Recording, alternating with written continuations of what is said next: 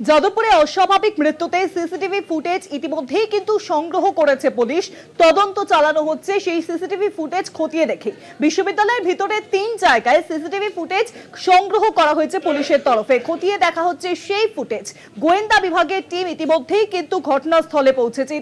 গোয়েন্দা বিভাগের টিম ঘটনাস্থলে পৌঁছেছে। পাশাপাশি সিসিটিভি ফুটেজ সংগ্রহ করা হয়েছে যাদবপুর বিশ্ববিদ্যালয়ের ৩ জায়গার সিসিটিভি ফুটেজ, এবং সেই সিসিটিভি ফুটেজ খতিয়ে দেখেই কিন্তু চলছে তদন্ত। গতকাল যাদবপুর বিশ্ববিদ্যালয়ের ৪ নম্বর গেটের সামনে যে ঝিলপাড়, সেই ঝিলপাড়েই কিন্তু ঝাঁপ দিয়ে আত্মহত্যা করেন এক ছাত্রী, এবং যার জেরেই কিন্তু প্রশ্ন উঠছে যাদবপুর বিশ্ববিদ্যালয়ের নিরাপত্তা নিয়ে। ইতিমধ্যেই কিন্তু খতিয়ে দেখা হচ্ছে যাদবপুর বিশ্ববিদ্যালয়ের ৩ জায়গার সিসিটিভি ফুটেজ।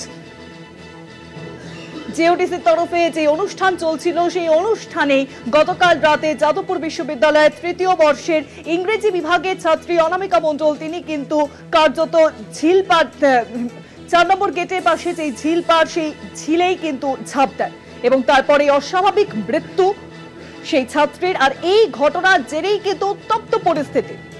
ইতিমধ্যেই কিন্তু যাদবপুর বিশ্ববিদ্যালয়তে উপস্থিত হয়েছে গোয়েন্দা বিভাগের টিম। ঘটনাস্থলে চলছে তদন্ত। পাশাপাশি পুলিশের তরফে যাদবপুর বিশ্ববিদ্যালয়ের ৩ জায়গার সিসিটিভি ফুটেজ খতিয়ে দেখা হচ্ছে। অস্বাভাবিক মৃত্যুর মামলা রুজু করেও কিন্তু তদন্ত শুরু করা হয়েছে যাদবপুর থানার তরফে। তদন্ত বিশ্ববিদ্যালয়ের ভিতরে ৩ জায়গার সিসিটিভি ফুটেজ, ইতিমধ্যেই সেই ৩ জায়গার সিসিটিভি ফুটেজ কিন্তু ফুটেজ রয়েছে পুলিশের কাছে। সেই ফুটেজ দেখেই কিন্তু চলছে এই ঘটনার পুঙ্খানুপুঙ্খ তদন্ত। গোয়েন্দা বিভাগের টিমও উপস্থিত রয়েছে ঘটনাস্থলে। যাদবপুর বিশ্ববিদ্যালয়তে গতকাল রাতে জেওডিসির যে প্রোগ্রাম, সেই প্রোগ্রামে কার্যত যে পরিস্থিতি তৈরি হয়, ৪ নম্বর গেটের সামনে ঝিলপাড়ে সেই ঝিলে ঝাঁপ দেন এক ছাত্রী। অস্বাভাবিক মৃত্যু হয় তার। মৃত ছাত্রীর নাম অনামিকা মণ্ডল, যাদবপুর বিশ্ববিদ্যালয়ের ৩য় বর্ষের ইংরেজি বিভাগের ছাত্রী। আর এই ঘটনার তদন্তে নেমেছে ইতিমধ্যেই যাদবপুর থানা। আরো জানাবেন এখন ফোন লাইনের সঙ্গে রয়েছেন আমাদের প্রতিনিধি রিয়া বাছি। রিয়া,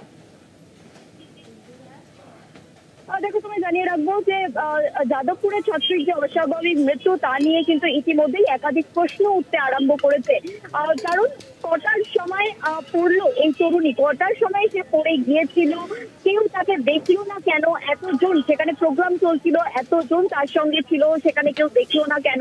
এবং কখন তাকে তোলা হলো এবং কখনই বা তাকে কেপিসিতে নিয়ে গেল? এই একাধিক প্রশ্ন যেমন উঠছে, তার মধ্যে একটি চাঞ্চল্যকর তথ্য পাওয়া যাচ্ছে যে হসপিটাল থেকে জানানো হয় পুলিশকে রাত 11টার সময়। হসপিটাল থেকে জানানো হয়, কেপিসি হসপিটাল থেকে পুলিশকে জানানো হয়। ঘটনাটি ঘটেছে, যারা প্রত্যক্ষদর্শী তারা বলছে প্রায় 10টা নাগাদ ঘটনাটি ঘটেছে এবং অ্যাম্বুলেন্স ঢুকতে দেখা গিয়েছে প্রায় 10টা 15 নাগাদ।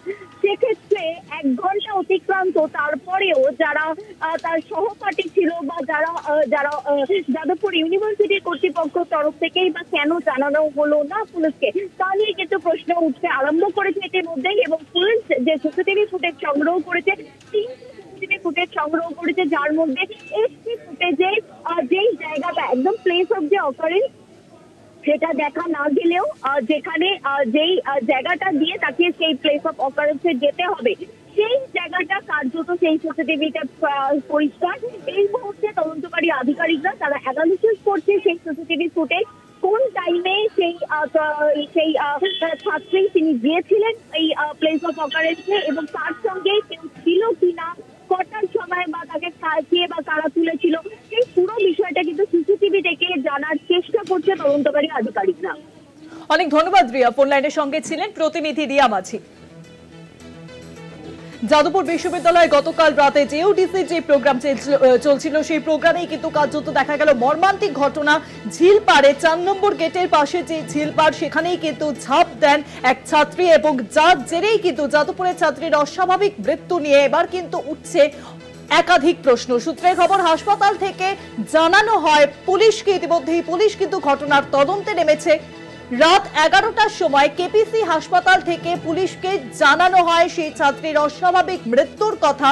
কেন বিশ্ববিদ্যালয় কর্তৃপক্ষ খবর দিল না পুলিশকে, এই নিয়ে কিন্তু উঠছে প্রশ্ন। বিশ্ববিদ্যালয়তে তাহলে কি নিরাপত্তার অভাব রয়েছে, যা নিয়ে কিন্তু প্রশ্ন উঠছে। এবং বিশ্ববিদ্যালয় কেন পুলিশকে খবর দিল না, হাসপাতালকে পুলিশকে খবর দিতে হচ্ছে, এই নিয়ে তো একাধিক প্রশ্ন।